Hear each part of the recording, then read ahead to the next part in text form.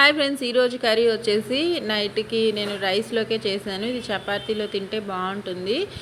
బంగాళదుంప, carrot, beetroot curry అనమాట. ఇదిగోండి, ఎగ్ వేసుకున్నాను, దాంట్లో ఉడికించిన ఎగ్. ఇది నార్మల్గానే వేసేసాను, ఫ్రై ఏం చేయలేదు. ఇదేం లేదు, ఊరికే 2 మీడియం సైజు ఉల్లిపాయలు కట్ చేసి హై ఫ్లేమ్లోనే ఇంకా అవి ఫ్రై అయిన తర్వాత క్యారెట్, బీట్రూట్, బంగాళదుంప, కొద్దిగా 1 స్పూన్ అంతా అల్లం పేస్ట్ కూడా వేసుకున్నాను. అది ఫ్రై అయిన తర్వాత ఈ వెజ్జీస్ కూడా వేసుకొని చక్కగా లో ఫ్లేమ్లోనే పెట్టుకొని మగ్గించుకున్నాను. మూత పెట్టి ఒక 15 మినిట్స్.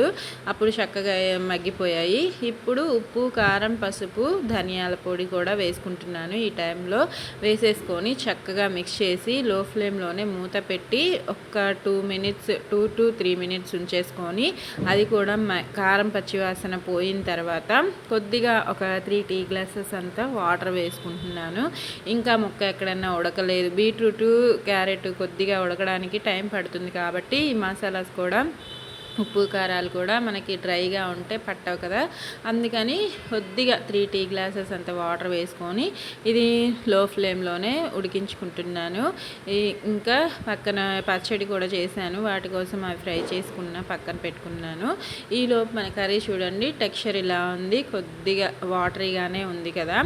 ఈ టైంలో ఇది చెక్క లవంగాలు ప్లస్ ఇంకా మసాలాస్ వేసిన గరం మసాలా పౌడర్ అనమాట, అది 1 స్పూన్ వేసుకున్నాను. వేసుకొని ఉడికించిన ఎగ్స్ కూడా ఈ టైంలోనే వేసుకున్నాను.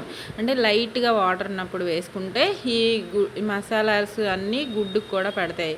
అసలు కలర్ చూడండి, న్యాచురల్ కలర్ ఇదైతే. నేను ఇంకా ఫుడ్ కలర్స్ కూడా ఏం వాడకుండా, కలర్ బాగుంది కదా, నచ్చింది కదా. కూర కూడా నచ్చితే లైక్ చేయండి, యూస్ఫుల్గా ఉంటే.